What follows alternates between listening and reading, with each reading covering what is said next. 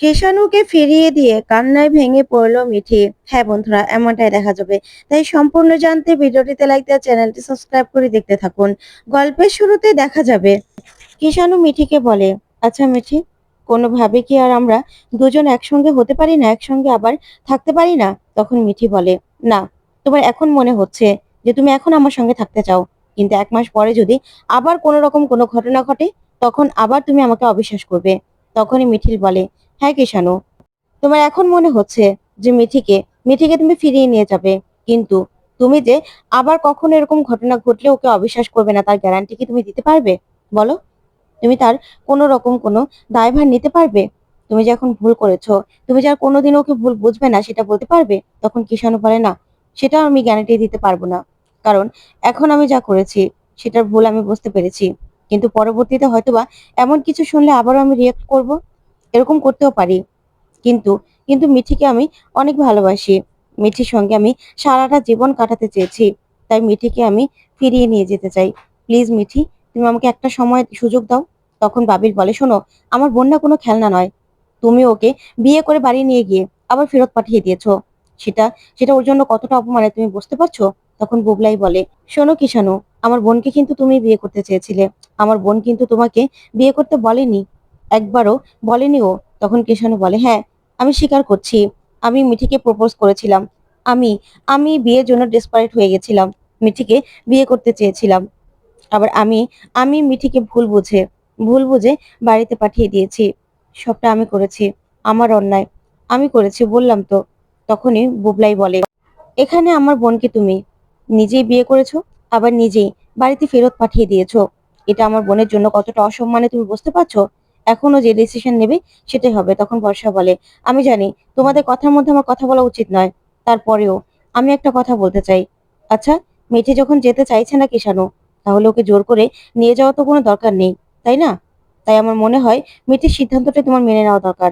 তখন কিষাণু বলে, শুনুন, এই যে আমার আর মিঠির কি হবে না হবে সেটা না আমরা বুঝে নিতে পারবো, কিন্তু প্লিজ আপনি আমার আর মিঠির ব্যাপারে একদম আমাদের মাঝখানে কথা বলবেন না।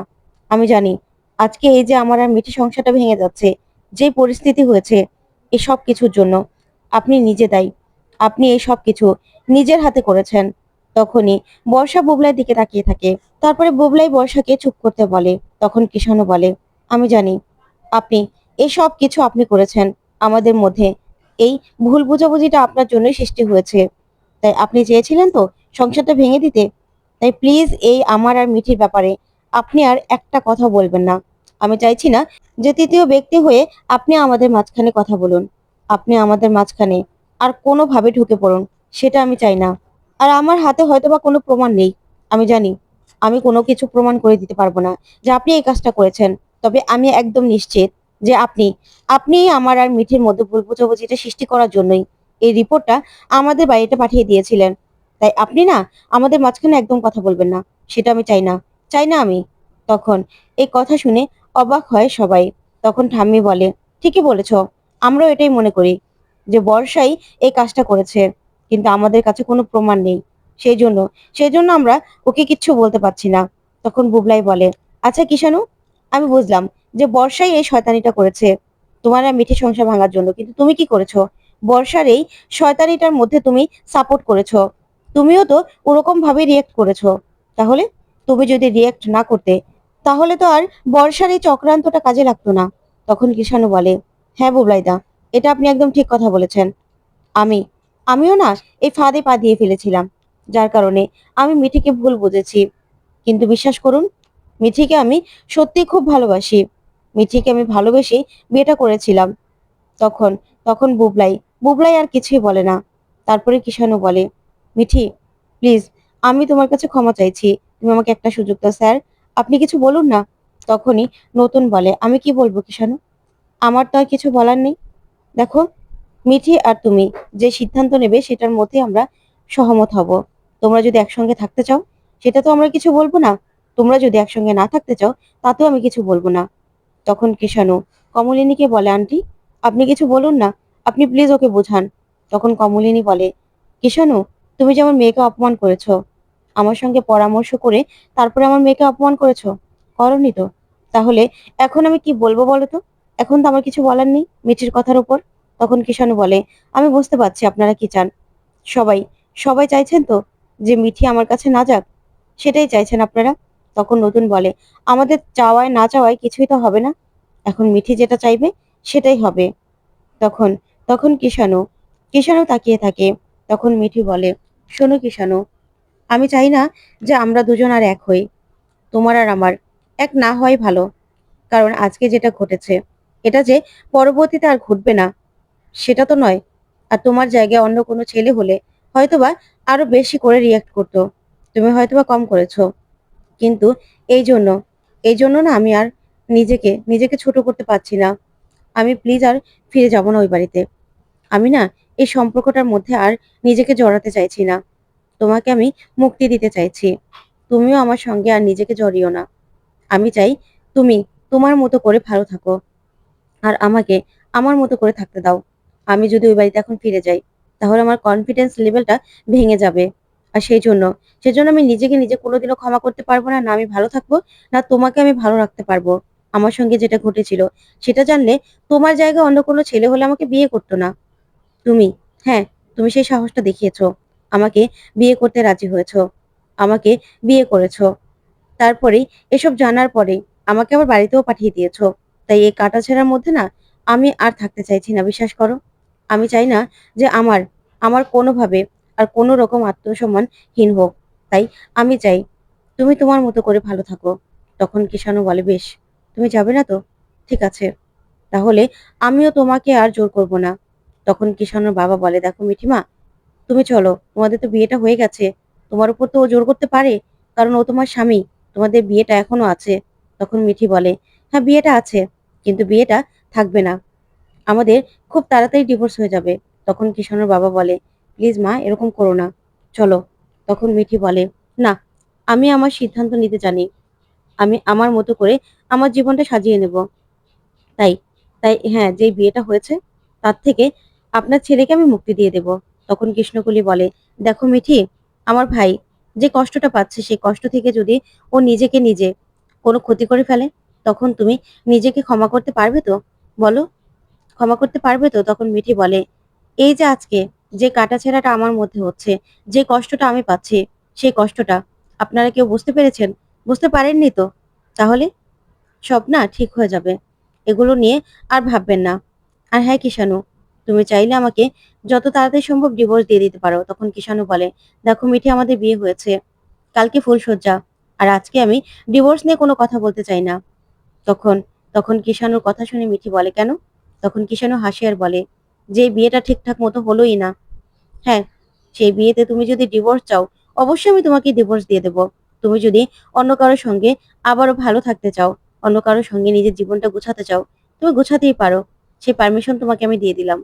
তবে আমি তোমার সারা জীবন বন্ধু হয়ে থাকবো। তোমার যেকোনো বিপদে তুমি আমাকে ডাকলে সবসময় আমাকে পাবে। কিন্তু আমি তোমার জায়গাটা কাউকে দিতে পারবো না। আমার জীবনে আমি কাউকে আর তোমার জায়গাটায় আনতে পারবো না। আমি তোমাকে বলে দিচ্ছি। তবে তুমি কিন্তু তোমার জীবনটা সুন্দর করে সাজাতে পারো। সেজন্য তুমি যখন আমাকে ডিভোর্স দিতে বলবে, হ্যাঁ, আমি ডিভোর্সটা দিয়ে দেব। তুমি ভেবো না তুমি। তোমার আজকে ডিসিশনকে আমি সম্মান জানাই। আমরা যখন আলাদা হয়ে গেলাম, তখন এসব নিয়ে এসব নিয়ে আমি আর কথা বলতে চাইছি না। তখন মিঠি বলে, হ্যাঁ, আমাদের আলাদা থাকাটাই দরকার।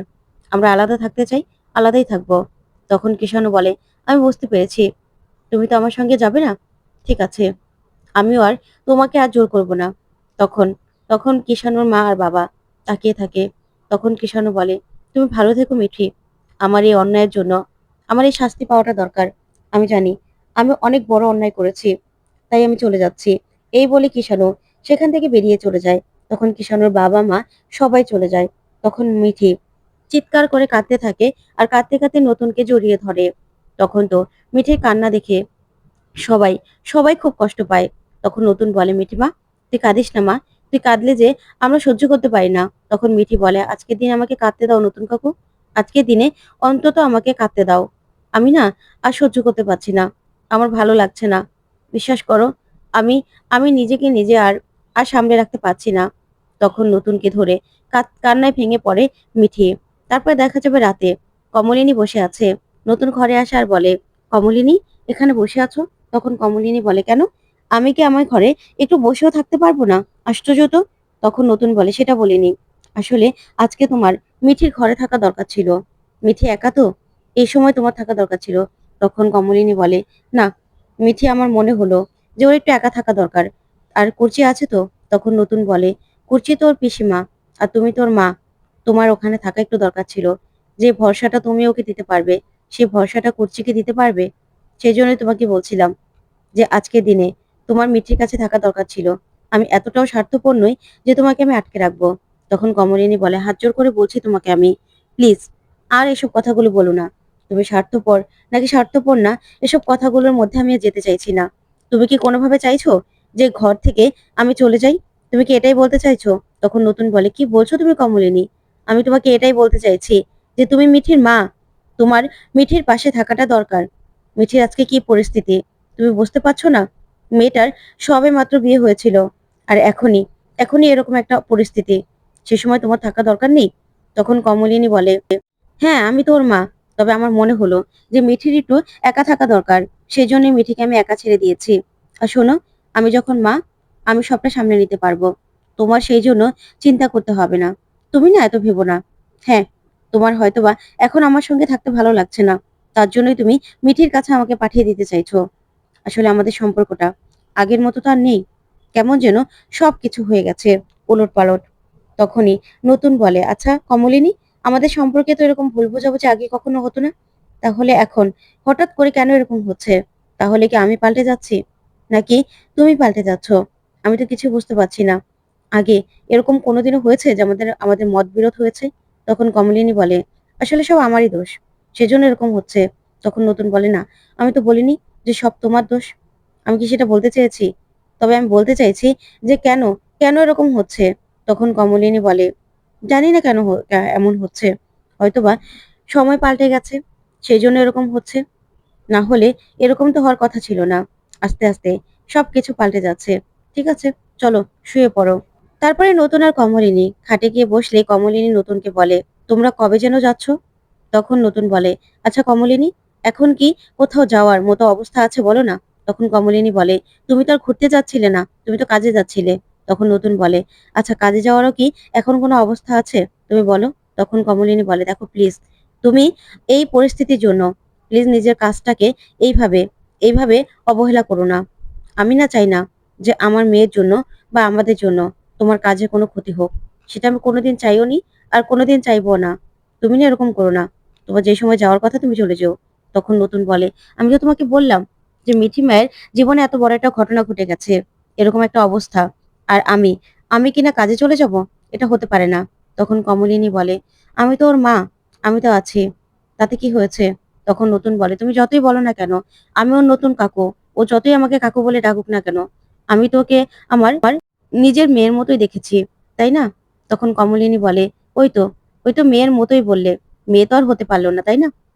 তখন নতুন বলে, আচ্ছা কমলিনী, আমি কি কোনোদিনও ওদের বাবা হতে পারবো না? তখন কমলিনী বলে, সেটা তুমি নিজে থেকেই মনে করছো না, না হলে এই যে বাবার মতো বাবা হতে পারবে না, এটার কি কথা? তুমি কোনোদিনও নিজের সন্তান ভাবনি ওদের। হ্যাঁ, সন্তানের মতো করে মানুষ করেছো। তখন নতুন বলে, মেয়েটিকে সেই ছোটবেলা থেকেই নিজের মেয়ের মতো করে মানুষ করেছি, নিজের মেয়ে ভেবেছি, কোনোদিনও ওকে আমি পর ভাবিনি। আর তুমি এমন একটা কথা বলতে পারলে? আজকে আমার মেয়েটার জীবনে এরকম একটা ঘটনা ঘটেছে, সেটার জন্য হয়তোবা কোনোভাবে আমিই দায়ী। কিষাণু আমার ছাত্র ছিল, ওকে চিনতে আমি এতটা ভুল করলাম যে আমার মেয়েটার জীবনটা পুরো শেষ করে দিল। আমি না এটা নিয়ে ভাবতে পারছি না। আমার নিজেকে নিজে অপরাধী মনে হচ্ছে যে আমার জন্যই এই সব কিছু আজকে আমার জন্য হয়েছে। আমার সঙ্গে যদি কিষাণুর পরিচয় না হতো, দেখা না হতো, তাহলে হয়তোবা আমার মেয়ের জীবনটা এরকম হতো না। তখন কমলিনী বলে, থাক না এসব কথা বলে আর কি হবে, দেখবে সময়ের সাথে সাথে সবকিছু ঠিক হয়ে যাবে, সবকিছু। কিন্তু তুমি না নিজের কাজটাকে এইভাবে এইভাবে নষ্ট করো না। তখন নতুন বলে, না কমলিনী, আমার মেয়ের জীবনে এরকম একটা দুর্গতি, আর এখানে আমি কিছুতেই কাজে চলে যেতে পারবো না। আমি কিছুতেই ওকে একা রেখে যেতে পারবো না। এই সময়টাতে ওর আমাদের দুজনকেই দরকার, তোমাকেও দরকার, আমাকেও দরকার। তাই ওর পাশে আমরা দুজনেই থাকবো, ওকে শক্ত করে ধরে রাখবো, যাতে ও নিজের জীবনে এগিয়ে যেতে পারে। ও যতদিন না পর্যন্ত একটা চাকরি করছে, নিজে নিজের কেরিয়ারটা গড়ে তুলছে ততদিন আমি শান্তি পাবো না কমলিনী। আমি তোমাকে বলছি। তো বন্ধুরা, কেমন লাগলো আজকের আপডেট কমেন্ট করে জানাতে ভুলবে না। ধন্যবাদ।